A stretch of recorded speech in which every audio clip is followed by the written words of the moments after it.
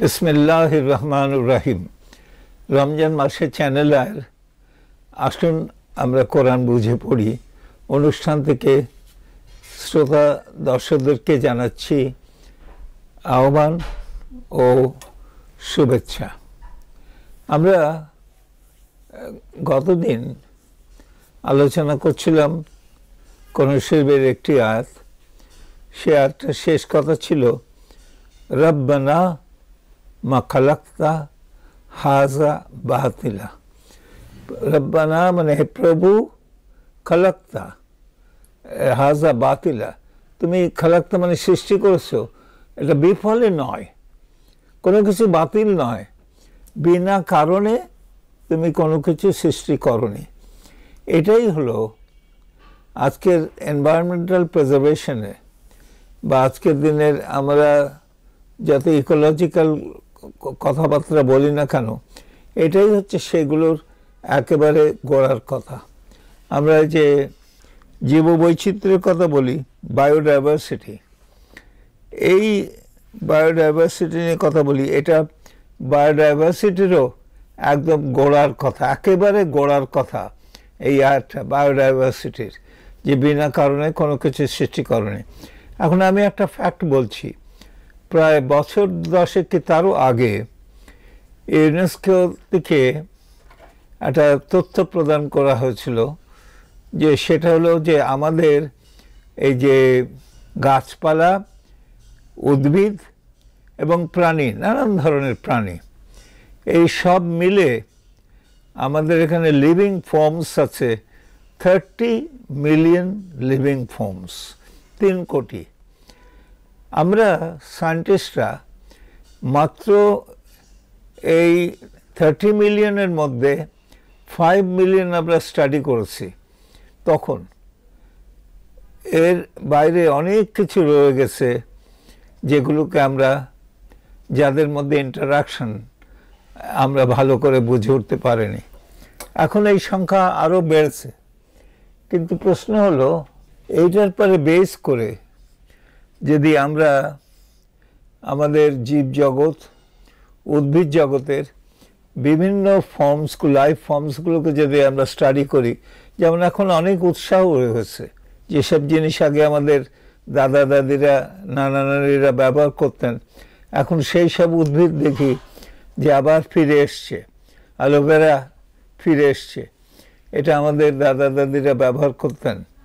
তো অনেক জিনিস আছে যেগুলোর যে করছে, একটা হয়তো জিজ্ঞেস করতে পারে শিয়াল কাটার, এটার কি, শিয়াল কাটার কি ইয়ে আছে, এটার কি আছে? সেটা হলো শিয়াল কাটা আগে ভালো করে অ্যানালাইজ করে দেখে বুঝলে যে ওর মধ্যে কি আছে, বেগুনের মধ্যে কি আছে, এরকম যত লাইফ ফর্মস আছে, সেই প্রত্যেকটা লাইফ ফর্মস হচ্ছে একটা, এবং এরপরে বেস করে আয়ুর্বেদিক শাস্ত্রে, ইউনানি শাস্ত্রে এগুলোর অনেক ওষুধ বার হয়ে গেছে।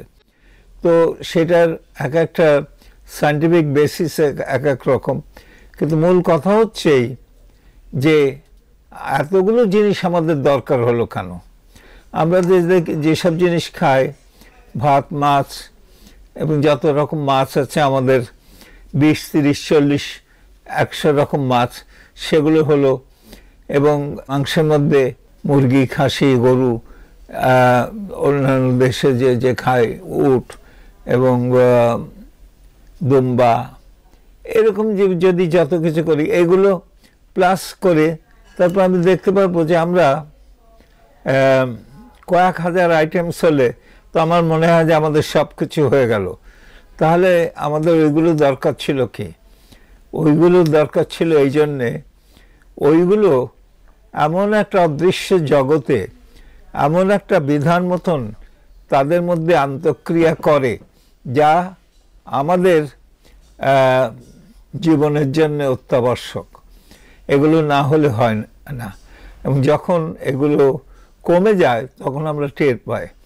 আজকে আমাদের বায়োডাইভার্সিটি অনেক কমে গেছে। শকুন, একে বলা হচ্ছে স্ক্যাভেঞ্জার অফ নেচার, যে প্রকৃতির ঝাড়ুদার। আজকে আমরা দেখছি বাঘ, তারপরে হরিণ এবং মেছো বাঘ, এগুলো সমস্ত জিনিস আমরা মেরে ফেলছি এবং প্রত্যেকটা দেশেই সেই জন্যে এখন একটা আওয়াজ উঠেছে যে ইকো ফিলসফি। আগেকার ফিলসফিটা ছিল লিভ অ্যান্ড লেট লিভ, সেটা হলো নিজের জন্যে, নিজে বাঁচো অন্যকে বাঁচতে দাও।